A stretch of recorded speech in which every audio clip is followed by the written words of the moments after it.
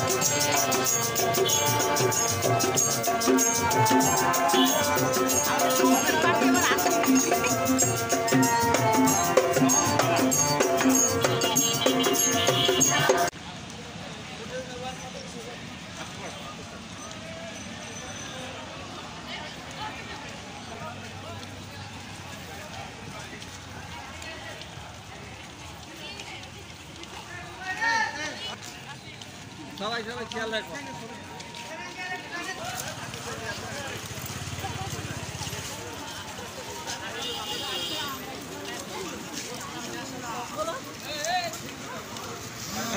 এবার সামনে ঢুকছে সামনে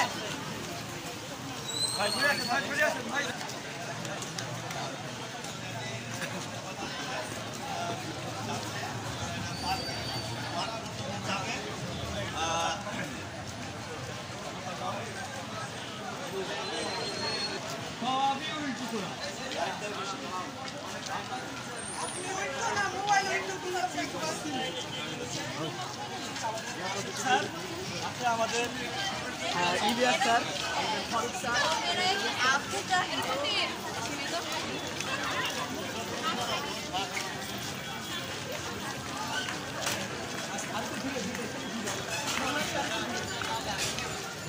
মেহেরপুরে বর্ষবরণ আনন্দ শোভাযাত্রা অনুষ্ঠিত হয়েছে।